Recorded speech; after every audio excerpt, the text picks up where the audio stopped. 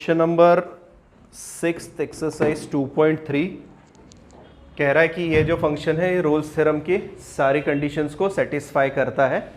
तो आपको सिर्फ क्या ढूंढ के देना है, c की वैल्यू ढूंढ के देना है। और कहाँ से कहाँ तक? अच्छा ऐसा कुछ नहीं, हाँ रोल्स थ्योरम दिया है -3 से 0 में वैलिड है। तो मैं कह रहा हूँ कि since Rolle's theorem is valid for 0 to 3 closed interval, 0 to 3 दिया है ना उसने, या और कुछ? -3 to 0 है क्या?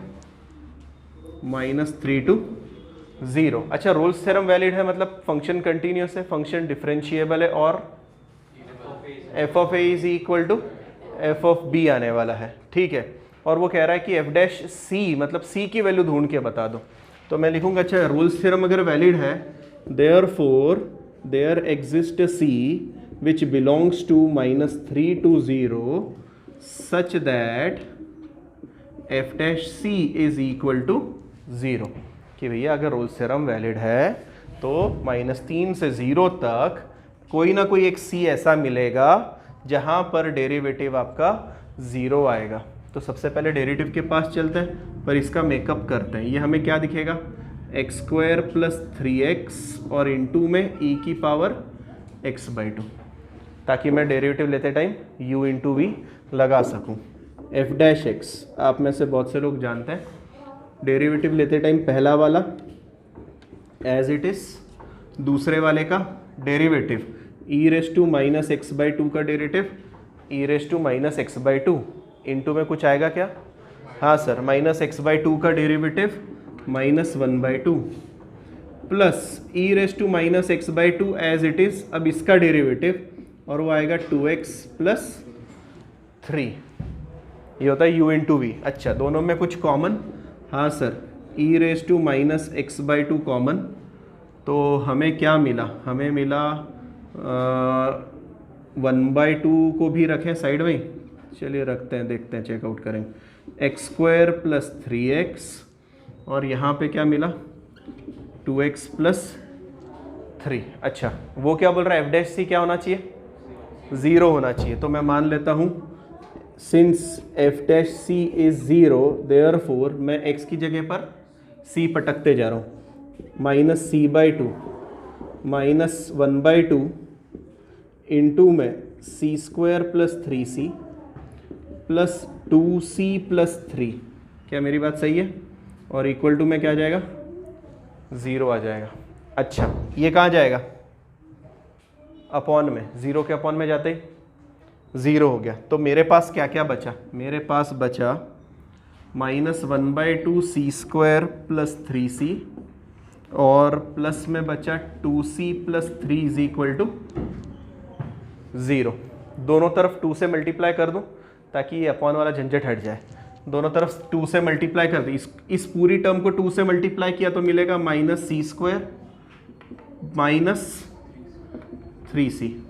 ठीक है, इसको 2 से मल्टीप्लाई किया तो 4c + 6 is equal to 0। Minus से भी मल्टीप्लाई किया तो c², ये क्या हो जाएगा, बहुत जल्दी से बताओ पहले, प्लस और ये माइनस मतलब -c और ये -6 इज इक्वल टू, क्या इसको सॉल्व किया जा सकता है? हाँ सर करेंगे, मिडिल टर्म स्प्लिट करनी है, -1 चाहिए और प्रोडक्ट -6 चाहिए, 3 और 2 -3 + 2। तो यहाँ से मिलेगा मुझे c - 3 c + 2 is equal to 0, that is c is equal to 3 और c is equal to -2। But c जो है वो बिलोंग करता है -3 से 0 में, तो कौन आएगा सर वहाँ पर, -2। Therefore c is equal to, क्या बात समझ में आ गई कैसे सॉल्व करना है? क्वेश्चन नंबर 7 वेरीफाई LMBT कह रहा है। वेरीफाई LMBT का मतलब log x और इंटरवल क्या दिया है 1 से e में। ठीक है, वेरीफाई का मतलब पहली चीज़ फर्स्ट कंडीशन कि क्या फंक्शन कंटिन्यूस है, सेकंड थिंग क्या फंक्शन डिफरेंशिएबल है, third thing f of b - f of a upon b - a आना चाहिए f डैश c की वैल्यू। ठीक है, तो सबसे पहली चीज़ लॉगरिथमिक फंक्शन है। कहाँ की बात चल रही है, कौन से इंटरवल की बात चल रही है, 1 से लेकर e तक, मतलब पॉजिटिव लोगों की बातें कर रहे हैं। और लॉग हम पॉजिटिव लोगों का निकालते हैं, जहाँ तक आपको याद होगा हम माइनस वालों का लॉग निकालते नहीं है। तो इसीलिए ये पॉजिटिव वाले की बात कर रहे हैं इंटरवल की, इसलिए फंक्शन कंटिन्यूस रहेगा। Since f of x is logarithmic function which is continuous in 1 to e and differentiable, तो ये आपको ध्यान रखना पड़ेगा कि कहाँ से कहाँ तक की बात कर रहा है, इंटरवल पे डिपेंड करेगा। डिफरेंशिएबल इन 1 से e तक, अगर ये दोनों कंडीशन सेटिस्फाई हो रही है तो हमें क्या बताना पड़ेगा, देयरफॉर बाय LMVT, ठीक है, there exist C which belongs to 1 से E के बीच में कोई ना कोई एक C ज़रूर मिलेगा, for which such that f dash C is f of B minus f of A upon B minus A। ठीक है, तो सबसे पहले तो हम f डैश x के पास चलते हैं। f डैश एक्स क्या आने वाला है मेरे पास, सर f डैश एक्स आएगा 1 अपॉन एक्स आने वाला है, that is f dash c कितना आएगा मेरे पास 1 अपॉन सी। ठीक है, अच्छा इसके हिसाब से चले f of b minus f of a, तो मुझे ज़रा जल्दी से बताओ, यहीं पे लिख दूँ सामने, f dash c equal to f of b, बताओ f ऑफ b का मतलब फंक्शन में x की जगह पर b रखना, तो मुझे मिलेगा log b minus log a upon b minus a। अच्छा एक मिनट, b क्यों रख रहे हैं हम, a b क्यों रख रहे हैं, हमारा a और b कौन है आज, 1 और e है, रख दो direct, log e minus log 1 upon e minus 1। अरे ये तो हमारा a और b है ना, और कौन है मेरा a और b, a और b यही तो रहते हैं जो इंटरवल में आते हैं। ठीक है, तो मैं यहाँ चाहे तो मैं यहीं पर चेंजेस कर देता हूँ, f of e minus F of 1 और नीचे आएगा e माइनस 1। अब ठीक है, अच्छा यहाँ पर कौन बैठा है हमारे पास, 1 by C is equal to log e कितना होता है यार, लॉग e 1, लॉग 1 कितना होता है 0, तो मतलब ये 1 माइनस 0 अपॉन e माइनस 1, तो मैं लिखूँ 1 upon e minus 1, that is c की वैल्यू कितनी आई e माइनस 1। क्या लगता है तुम्हें c किस इसके बीच में है क्या, 1 से e के बीच में है क्या, हाँ सर आपने 1 से e के बीच में पूछा था, ये तो e माइनस 1 है, मतलब बिल्कुल उसके बीच में ही आ रहा है। Since c belongs to 1 e therefore LMVT is verified. हाँ भाई, नेक्स्ट वाला फंक्शन क्या दिया है, कौन सा फंक्शन है नेक्स्ट वाला, पॉलिनोमियल फंक्शन है, ठीक है बेहतरीन फंक्शन है। f of x is equal to x minus 1, x minus 2, x minus 3, और कहाँ से कहाँ तक का इंटरवल दिया है, 0 से 4 तक का इंटरवल दिया हुआ है। ठीक है, फंक्शन पॉलिनोमियल फंक्शन है, इसलिए फंक्शन कंटिन्यूस रहने वाला है, तो मैं लिख दूँ यहाँ पे, since f of x is polynomial function therefore it is continuous in 0 to 4 and differentiable in open interval 0 to 4। ठीक है, by LMVT f dash c is equal to f of b minus f of b नहीं, यहाँ पे लिख देते हैं directly, f of 4 minus f of 0 upon 4 minus 0, और c कहाँ से कहाँ तक आना चाहिए, 0 से 4 के बीच में आना चाहिए। ट्राई करते हैं, डेरिवेटिव निकालते हैं। अच्छा इसका डेरिवेटिव डायरेक्ट नहीं निकलेगा, डायरेक्ट निकालना है तो आपको u into V into W लगाना पड़ेगा। ठीक है, अगर इसको एज इट इज़ रखना है और डेरिवेटिव लेना है तो u into V into W लगाना पड़ेगा, और नहीं लगाना है तो हम इसका क्या करते हैं, प्रोडक्ट कर सकते हैं। क्या कर सकते हैं, प्रोडक्ट कर सकते हैं। क्या करूं, u into V into W लगाऊँ, ज़्यादा आसान लगता है मुझे, ठीक है। नहीं तो आपको पूरा मल्टीप्लिकेशन करना पड़ेगा, मतलब ये दोनों ब्रैकेट का मल्टीप्लिकेशन, इसका आंसर आने के बाद इसके अंदर मल्टीप्लिकेशन, वो क्यूबिक बनेगा और फिर आप डेरिवेटिव ले सकते हैं। क्या करूं जल्दी से बोलो, तीनों का मल्टीप्लिकेशन करूं या u into V into W वाला डेरिवेटिव लगाऊं? u into V into W, Som की बिल्कुल इच्छा नहीं। अच्छा, u into V into W का डेरिवेटिव कैसे लगता है? सर किन्हीं दो को चुपचाप बिठा दो, तीसरे का डेरिवेटिव लो। तो यहाँ पर मैं फर्स्ट और सेकंड एज इट इज़ रखता हूँ, इसका डेरिवेटिव लेता हूँ, तो मुझे मिलेगा x minus 1 into x minus 2, x minus 3 का डेरिवेटिव 3 का 0, x का डेरिवेटिव 1 प्लस, अब पहला और तीसरा चुपचाप बैठेगा और इसका डेरिवेटिव, यहाँ पर भी डेरिवेटिव 1 आएगा, तो मुझे क्या मिलेगा x minus 1, yes x minus 3, और लास्ट वाले में दोनों को चुपचाप बिठाओ, पहले वाले का डेरिवेटिव, इसका डेरिवेटिव भी 1 और पीछे आएगा x minus 2 into x minus 3, ठीक है। अच्छा, मुझे एफ डैश सी की ज़रूरत है। एफ डैश सी का मतलब क्या होगा, जल्दी से बोल दो। c माइनस 1 c माइनस 2, क्या मेरी बात सही है? c minus 1 c minus 3, c minus 2 c minus 3। और वो क्या बोल रहा था, सर ये एफ डैश सी किसके बराबर है? इसके बराबर है। तो थोड़ी देर के लिए इसको भी मान लेते हैं। Consider F of 0 minus F of 4, अच्छा एफ ऑफ 4 माइनस है, और ये यहाँ पे 4 था, 4 माइनस 0। एफ ऑफ 4 का मतलब क्या रहेगा, यहाँ पर 4 रखना। अच्छा, यहाँ पर अगर मैं 4 रखूँ तो जल्दी जल्दी बताओ क्या मिलेगा। 4 माइनस 1 3 2 1, तो लिखूँ यहाँ पर एफ ऑफ 4 मतलब 3 2 1 माइनस 0 रखना है, 0 minus 1 minus 2 minus 3, so minus 1 minus 2 minus 3। अच्छा, अपॉन में अभी भी 4 चल रहा है। ये कितना हो रहा है टोटल में? ये 6 हो रहा है और प्लस 6 हो रहा है। क्या मेरी बात सही है? मतलब 3 आंसर आ रहा है। पक्का कंफर्म? नहीं, सब ऐसे दहशत में देख रहे हैं। अच्छा, 3 हो गया। ये सब किसके बराबर? इसके बराबर रख दें। क्या क्या मिल रहा है मुझे? Therefore c minus 1 c minus 2 c minus 1 c minus 3 c minus 2 c minus 3 is equal to 3। कैसे सॉल्व करें, जल्दी से बोलो। मल्टीप्लाई कर लो सर, अब तो कोई ऑप्शन है ही नहीं। करें मल्टीप्लाई, जल्दी जल्दी बताएं क्या क्या मिलने वाला है। सी स्क्वायर माइनस 2c माइनस सी मतलब माइनस 3c। मैं लिखूँ सी स्क्वायर माइनस 3c प्लस 2। इधर मल्टीप्लाई करें, बताओ।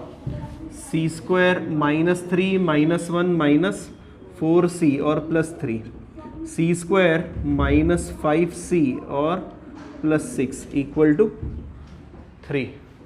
ठीक है, यहाँ पे लिखूँ चलेगा? इसी चीज़ को यहाँ पे लिख रहा हूँ जगह।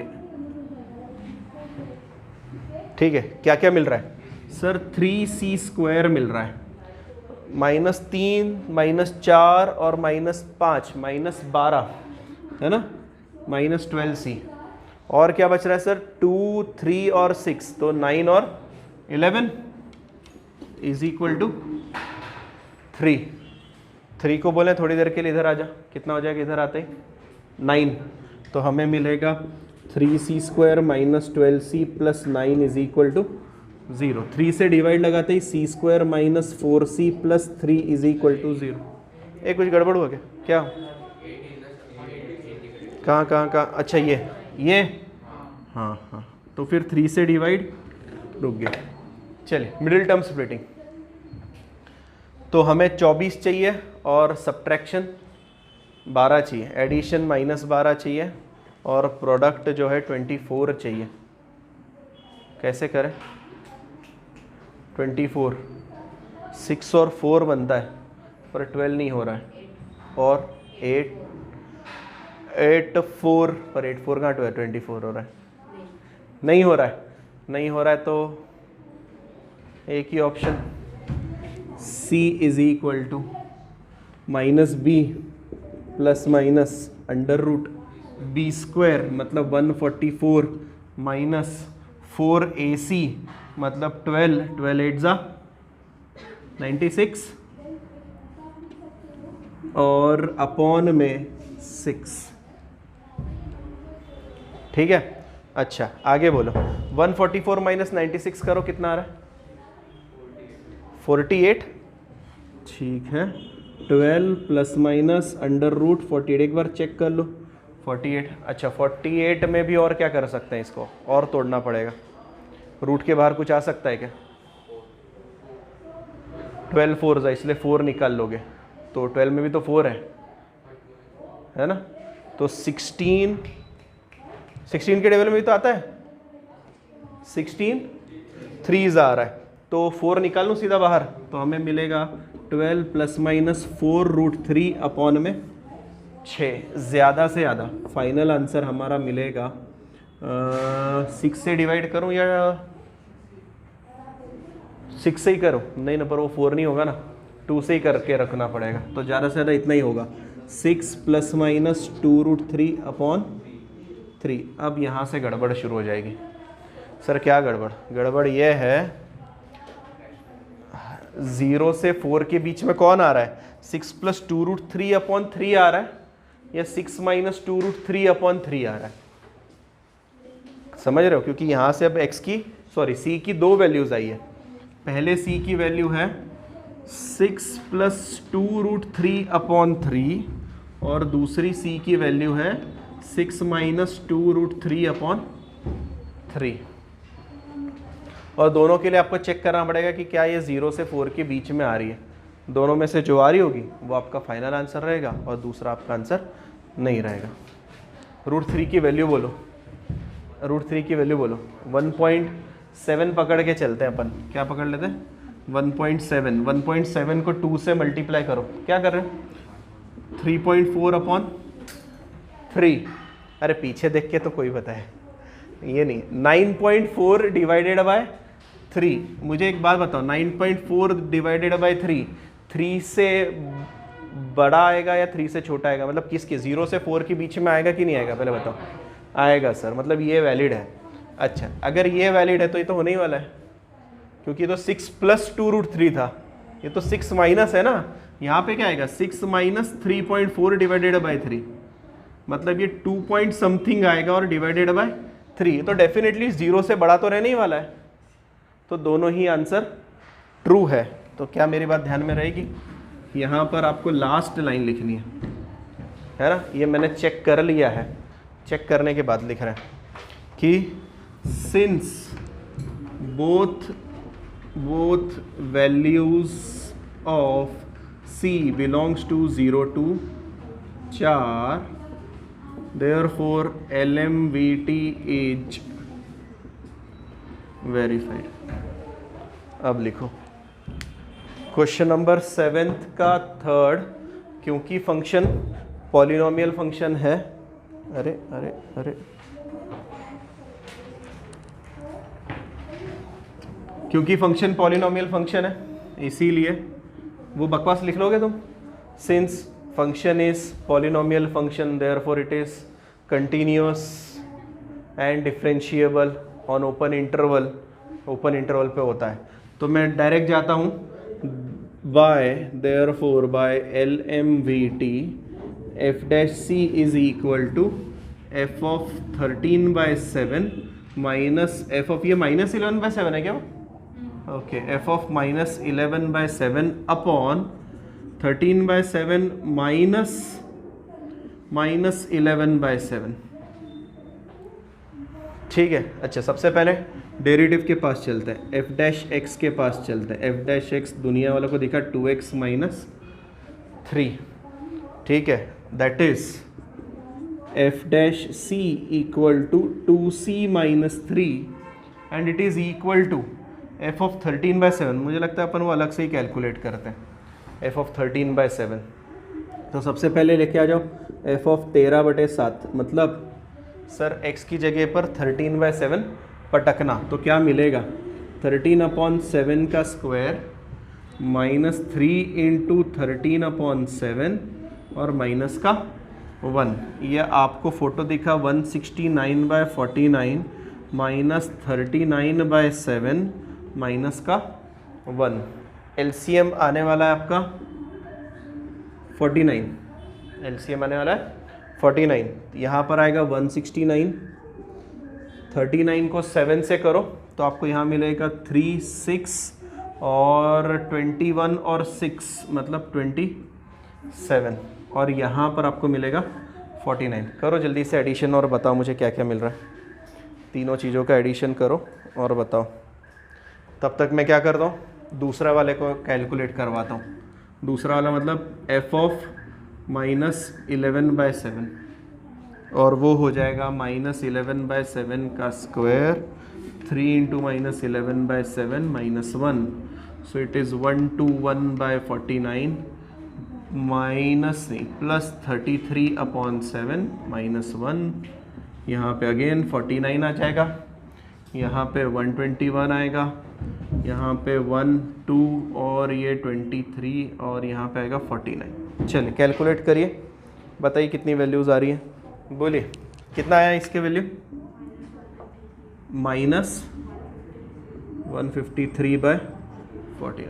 अच्छा, और ये भाई साहब 303/49।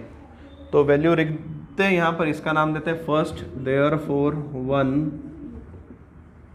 बिकम्स, फर्स्ट इक्वेशन बन जाएगी, क्या बन जाएगी सर हमारी, f' 2c - 3 is equal to -153/49 -303/49 upon में ये प्लस हो जाएगा, है ना।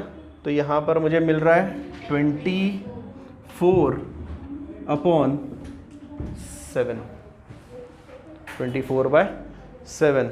चलिए एलसीएम की तो ऊपर भी कोई ज़रूरत नहीं है। ये बताओ ये कितना आ रहा है, -153 - 303 जोड़ो और कितना आ रहा है बताओ।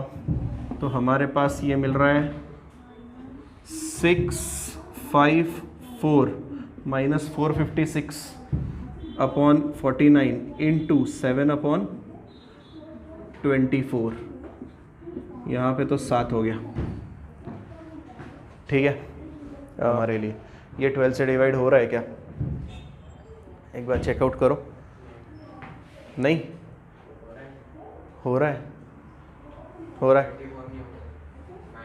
अच्छा 24 से ही हो रहा है, और ये कितना आ रहा है -19। चलिए बहुत बड़ा काम हो गया। तो हमारे पास मिला 2c - 3 इज इक्वल टू -19, मतलब हाँ भाई 7 भी जिंदा है, 7, okay. 2c is equal to -19/7 + 3 मतलब 21 - 19/7, सही है ना। एलसीएम वेलसीएम भी निकाल लिया। सो 21 - 19 मतलब 2/7, और इधर कौन बैठा है सर, 2c, मतलब 2 उधर जाएगा और 2 को कैंसिल आउट कर देगा, तो मिलेगा c की वैल्यू 1/7। क्या लगता है तुम्हें ये 1/7 इनके बीच में आएगा क्या। हाँ सर, अरे आएगा ना, नहीं आएगा, मैं बता दूँ नंबर लाइन। एक है -11/7 और एक है 13/7, तो तुम्हें लगता है इसके आगे -10/7 आएगा कि नहीं आएगा, ज़रा सोच के बताना।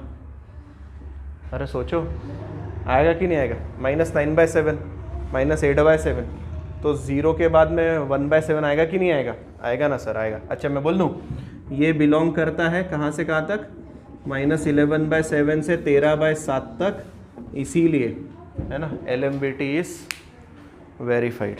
अब question number 5, f of x x-1/x-3 है और 4 से 5 तक की बात कर रहा है। पहली चीज़ तो बताओ फंक्शन कौन सा फंक्शन है, फिर ये लिखते हैं, ये छोड़ देते हैं थोड़ी देर। ये फंक्शन कौन से प्रकार का फंक्शन है, रेडिकल क्या होता है भाई, गुड, रैशनल फंक्शन है ना। P/Q के फॉर्मेट में, सिंस है ना, गुड। सारे NDA JEE NEET CET aspirants, this is rational function expressed as the form of f of x upon g of x या p of x upon q of x। Since f of x is rational function है ना, which is continuous in 4 to 5 and differentiable in open interval 4 to 5। ठीक है sir, आपने continuous क्यों बोल दिया? Rational function वैसे आपके दिमाग में तो नहीं आया, रैशनल फंक्शन कंटिन्यूस नहीं होता। कहाँ पर डिसकंटिन्यू होता है? जहाँ पर डिनोमिनेटर 0 हो जाता है। डिनोमिनेटर 0 कहाँ होगा सर? जब x की वैल्यू 3 हो जाएगी। पर सर आप तो 4 और 5 में बात कर रहे हो ना, 3 कहाँ से होगा? नहीं होगा, इसलिए मैंने मना कर दिया है ना। मैंने बोला सब कंटिन्यूस भी है और डिफरेंशिएबल भी है। पर अगर किसी दिन वो बोल देता 2 से 4 के बीच की बात करो तो आपको मना करके आना पड़ता कि नहीं सर ये कंटिन्यूस नहीं है, 3 पर ये डिसकंटिन्यू हो रहा है। क्या बात ध्यान में रहेगी? ठीक है। So this is rational function, continuous तो है, डिफरेंशिएबल भी है, और इसीलिए therefore by LMVT f dash c की वैल्यू आएगी f of 5 minus f of 4 upon 5 minus 4। अच्छी चीज़ हो गई, 5 माइनस 4 1 हो गया, तो डिनोमिनेटर का झंझट हट गया। f डैश c निकाल लेते हैं, तो इसका डेरिवेटिव कैसे लें? u अपॉन v में x माइनस 3 में पहले f डैश c लिख लेता, f डैश x लिख लेता हूँ।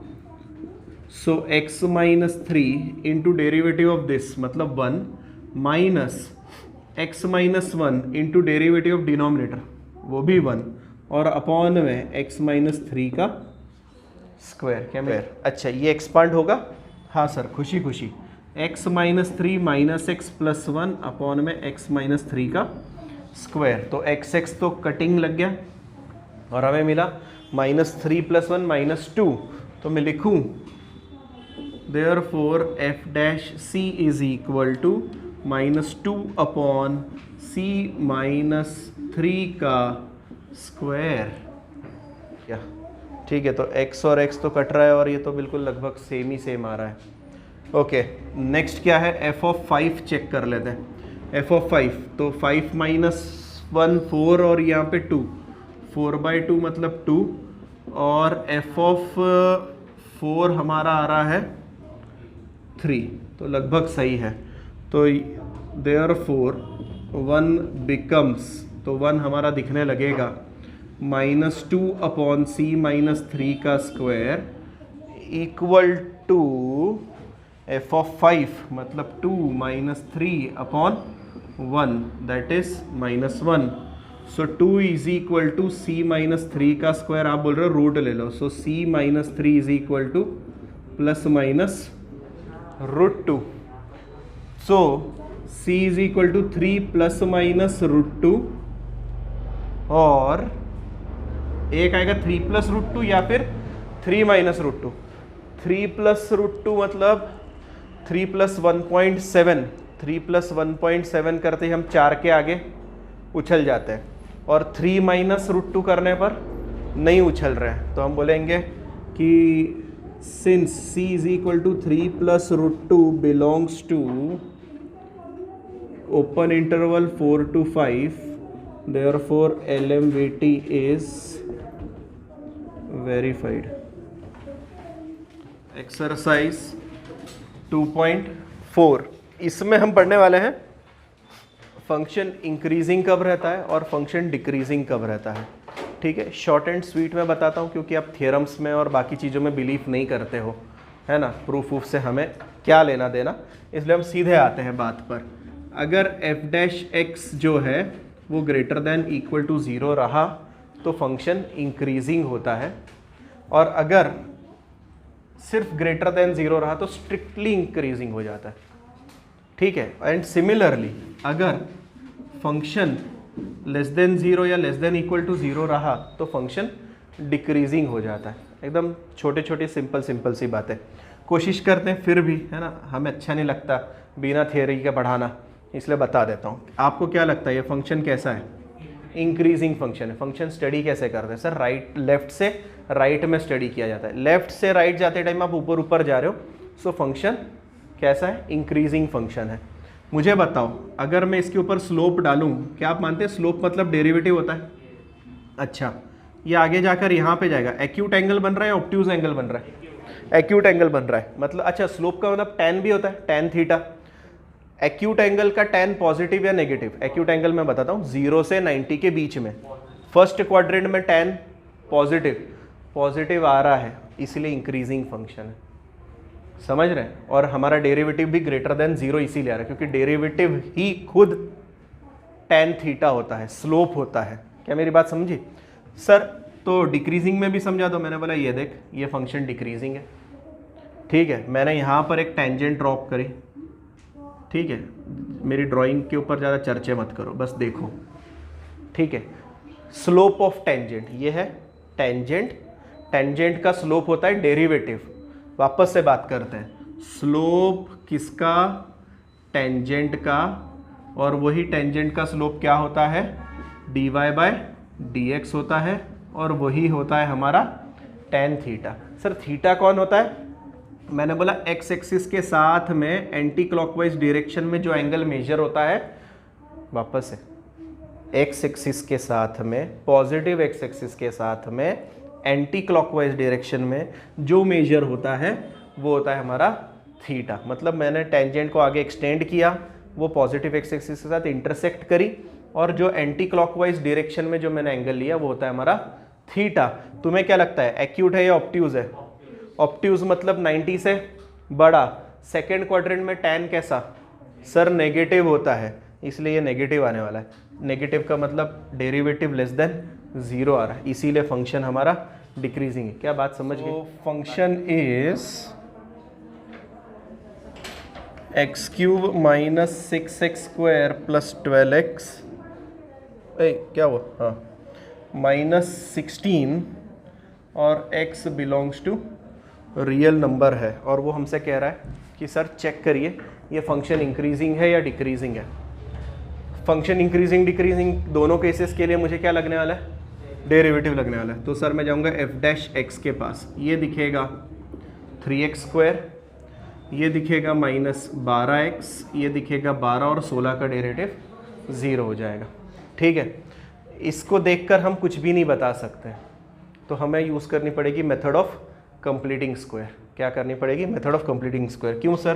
क्योंकि इस अकेले क्वाड्रेटिक को देखकर मैं नहीं बता पा रहा हूँ कि ये पॉजिटिव है या फिर नेगेटिव है। तो हम क्या करेंगे? 3 को कॉमन लेंगे। क्या आपको कंप्लीटिंग स्क्वायर वाली मेथड याद है? ठीक है, आप पहले एक्स स्क्वायर के कोएफिशिएंट को 1 करते, तो 3 कॉमन निकाला। 3 कॉमन निकालते ही X square minus 4x plus 4। आपको कुछ लग रहा है ये कोई फॉर्मूला बन रहा है? जल्दी से सोच के बताइए। x माइनस 2 का स्क्वायर बन रहा है क्या? बन रहा है। अच्छा, square is a positive quantity, positive में आपने 3 से मल्टीप्लाई किया, पॉजिटिव ही मिलने वाला है ना। तो मैं कह सकता हूँ सिंस x माइनस 2 का square is greater than equal to 0। अब ध्यान से सुनना, इक्वल टू 0 क्यों बोल रहे हो? अरे वो रियल नंबर है, अगर ये 2 बन गया तो 0 तो हो जाएगा ना, इसीलिए इक्वल टू 0 लगाना पड़ रहा है मुझे यहाँ पर। देयरफॉर 3 इंटू एक्स माइनस 2 का स्क्वायर भी ग्रेटर देन इक्वल टू 0 होगा। That is function is increasing function. क्या मेरी बात समझ में आ गई? कैसे चेकआउट करना है? नंबर सेकेंड,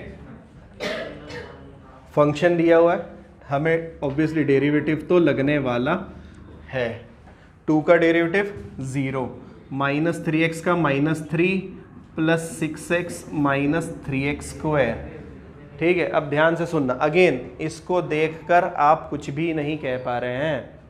अच्छा, -3 कॉमन तो निकल सकता है, तो हम -3 को कॉमन निकाल लेते हैं। f dash x is -3 times, तो यहाँ से ये बन जाएगा एक्स स्क्वायर, ये बन जाएगा -2x और ये बन जाएगा +1। क्या ये x -1 का स्क्वायर है? क्या x -1 का स्क्वायर है? हाँ सर। अब सुनना, सिंस x -1 का square is greater than equal to 0, मतलब ये पॉजिटिव तो होने वाला है सर, पर उसमें -3 मल्टीप्लाई हो रहा है। क्या हो रहा है? -3 मल्टीप्लाई हो रहा है। देयरफॉर -3 इंटू एक्स -1 का square is less than equal to 0। That is हमारा फंक्शन इज डिक्रीजिंग फंक्शन। क्या ध्यान में रहेगा? चेकआउट करो, लिखो। हाँ भाई, यहाँ पर सबसे पहले डेरिवेटिव लेना पड़ेगा। तो f डैश एक्स कितना आने वाला है मेरा? f dash x is 1 upon x का डेरिवेटिव -1/x², तो ये माइनस और ये माइनस प्लस, क्या लगता है पॉजिटिव? पॉजिटिव। अब ध्यान से सुनना, since 1/x² is greater than equal to 0, क्या मैंने सही लिखा है क्या? इक्वल टू नहीं आएगा सर, ये इक्वल टू नहीं आएगा, और इसमें मैंने अगर एक जोड़ा तब तो डेफिनेटली नहीं आएगा। क्या मेरी बात सही है क्या?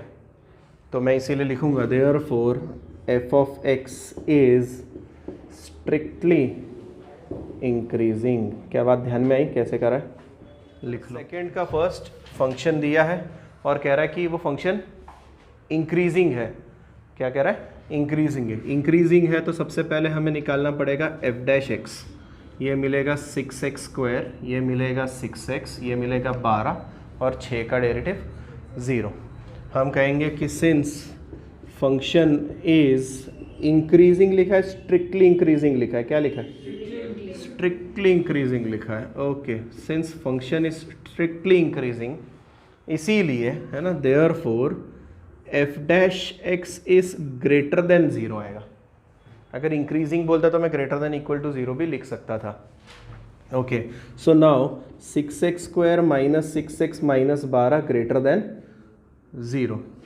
6 कॉमन निकलेगा, 6 0 के अपॉन में जाएगा, 0 बन जाएगा, तो यहाँ मिला x² माइनस x और माइनस का 2 ग्रेटर देन 0। ठीक है, क्या मैं इसके फैक्टर्स निकाल पा रहा हूँ? पहले चेकआउट करो, क्या मैं इसके फैक्टर्स निकाल पा रहा हूँ? मिडिल टर्म स्प्लिट हो पा रही है क्या? -2 + 1, -2 + 1, सो x -2 x + 1 ग्रेटर देन 0। क्या आपको इनइक्वलिटी वाले रूल्स याद हैं क्या? तो नहीं, वेवी कर्व तो नहीं, मैं यहाँ पे नहीं पढ़ा है ना। अच्छा, तो यहाँ से हमारे दो केसेस निकल के आएंगे। क्या सर? इन दोनों का प्रोडक्ट ग्रेटर देन 0 है। ग्रेटर देन 0 का मतलब समझते हो? पॉजिटिव। दोनों नंबर्स का प्रोडक्ट पॉजिटिव कब आ सकता है? दोनों पॉजिटिव या फिर दोनों नेगेटिव। तो मैं यहाँ से निकाल रहा हूँ, है ना, केस 1। केस 1 कह रहा है ये भी पॉजिटिव और ये भी पॉजिटिव। एक मिनट, बस यहाँ पे एक छोटा सा चेंजेस कर रहा हूँ मैं। x -2 greater than 0 and x + 1 greater than 0, और x -2 less than 0, x + 1 less than 0। Less than 0 का मतलब नेगेटिव होता है। हमने 11th स्टैंडर्ड में ये काम किया हुआ है इनइक्वलिटी नाम के चैप्टर में। दोनों पॉजिटिव या फिर दोनों नेगेटिव। ठीक है। अच्छा, एंड का मतलब इंटरसेक्शन, गुड, और का मतलब यूनियन होता है। ठीक है, ये क्या चिल्ला रहा है? तो सर हम नंबर लाइन पे आते हैं ऊपर, है ना, 2 और -1, यहाँ से इसको अगर रखूँगा इक्वल टू 0 तो यहाँ से क्या मिलेगा? -1। इसको अगर रखूँगा तो 2। तो नंबर लाइन पे दो नमूने, एक -1 दूसरा 2। ये क्या चिल्ला रहा है सर? अच्छा, मैं इसको भेज दूँ ना, पहले इसको भेज देता हूँ। अच्छा, यहाँ से इधर ये 2 को उधर भेजो तो क्या मिलेगा, जल्दी से बताओ। अच्छा, और इधर से ये उधर जाएगा तो -1। अच्छा, इसको उधर भेजो तो, और इसको उधर भेजो तो। हाँ, अब बोलो आराम से। ये क्या बोल रहा है? सर मैं 2 से बड़ा। ठीक है, और ये क्या बोल रहा है? सर मैं -1 से बड़ा। सबसे पहले इसके पास चलते हैं। ये बोल रहा है मैं -1 से बड़ा। -1 से बड़े लोग इधर या इधर? इधर। सर इधर। अच्छा, तो हमारा ये वाला x इधर इधर चल रहा है, पर उसको हमने बोला रुक जा, इधर क्या है? एंड। एंड मतलब इंटरसेक्शन। अच्छा, ये क्या बोल रहा है? x ग्रेटर देन 2, मतलब मैं 2 से बड़ा। सर 2 से बड़े लोग इधर। दोनों कहाँ पे राजी? अरे दोनों कहाँ राजी? 2 से आगे तक ना, इंटरसेक्शन मतलब समझते हो? दोनों का शेडेड रीजन, ये भी और वो भी, दोनों कहाँ पे हाँ बोल रहे हैं? चलिए वो कंडीशन मानेंगे। तो मैं लिख रहा हूँ यहाँ पे x बिलोंग्स टू 2 से इनफाइनाइट। 2 से इनफाइनाइट। सर ये बड़े बड़े गोले क्यों बनाए? क्योंकि इक्वल टू नहीं था, है ना, इक्वल टू नहीं था। अच्छा, अब ये क्या चिल्ला रहा है? अब इसके पास चलते हैं वापस से। नंबर लाइन पे कौन कौन आ रहा है? एक 2 आ रहा है और दूसरा -1। 2 -1 और 2। अच्छा ये तो पक्का है ना कि -1 पहले आता है फिर 2 आता है, ये इसमें किसी को डाउट हो तो बता देना। अच्छा ये क्या बोल रहा है सर, मैं 2 से छोटा, 2 के बराबर नहीं है, 2 से छोटा, 2 से छोटे लोग इधर, पक्का। और ये क्या बोल रहा है सर, मैं -1 के बराबर तो नहीं हूँ पर -1 से छोटा हूँ। ओके छोटा इधर, ठीक है। तो कहाँ से कहाँ तक, -1 से -∞, या फिर सरल भाषा में कहे तो -∞ से -1, ठीक है। अच्छा ये और का मतलब क्या बोला था, यूनियन। तो मैं लिखूंगा देयरफॉर x बिलोंग्स टू -∞ से -1 यूनियन 2 से इन्फानाइट। यहाँ पर कहानी ख़त्म हुई। क्या बात ध्यान में रहेगी? चलें दूसरे की तरफ। दूसरा फंक्शन कह रहा है f(x) अगेन ऐसे ही दिया, क्यूबिक दिया है तो उसका डेरिवेटिव डेफिनेटली क्वाड्रेटिक आएगा। अच्छा 3 का डेरिवेटिव 0, 3x का 3, इसका 6x, इसका 3x², ठीक है। क्या बोल रहा है, स्ट्रिक्टली इंक्रीजिंग। तो मैं लिखूंगा since f(x) is strictly increasing therefore f'(x) is greater than 0, मतलब 3 - 6x + 3x² is greater than 0। क्या इनके फैक्टर्स निकल सकते हैं? अब सुनना, ये प्लस ही है तो मैं इनकी पोजीशन चेंज कर देता हूँ, चलता है ऐसा। 3x² और इधर कौन था 3, हाँ जी 3 कॉमन निकाल लो। 3 कॉमन निकालते ही हमें मिला x² - 2x + 1 ग्रेटर देन 0। ये है क्या सर? सर x - 1 का स्क्वायर है और कुछ नहीं है ना? पक्का क्या, या मैं कुछ भी लिख रहा हूँ? 3 कॉमन निकला, ये मिला, ये x - 1 का स्क्वायर है क्या? हाँ। स्क्वायर कभी 0 से बड़ा होता है क्या? हाँ हर बार होता है, हाँ हर बार होता है। स्क्वायर 0 से बड़ा होता है क्या? हाँ होता है, हर बार होता है। तो मैं लिखूंगा सिंस x - 2 इज का स्क्वायर इज नहीं, x - 1 का square is greater than 0 for x belonging to r, नहीं r - 1 चलेगा ना? सुनना, x belongs to r -1। Sir ये -1 क्यों? क्योंकि आप ऊपर चिल्ला के बोल के आए थे कि स्ट्रिक्टली इंक्रीजिंग है। स्ट्रिक्टली इंक्रीजिंग में इक्वल टू का साइन नहीं आ रहा है, तो जब ये इक्वल टू 0 नहीं होगा, पर सर हमने जब x के 1 रखा तो 1 - 1 0 हो जाएगा, और उसने बोला है कि इक्वल टू नहीं चलेगा। तो फिर हमने बोला ठीक है भाई, दुनिया के सारे नंबर चलेंगे, 1 नहीं चलेगा। इसलिए मैंने वहाँ पे लिखा x belongs to real number -1, और ये आंसर इतना सफिशिएंट है। कल हम क्वेश्चन नंबर 8 से करेंगे और क्वेश्चन नंबर 3 का जो फर्स्ट और सेकंड बचा है वो।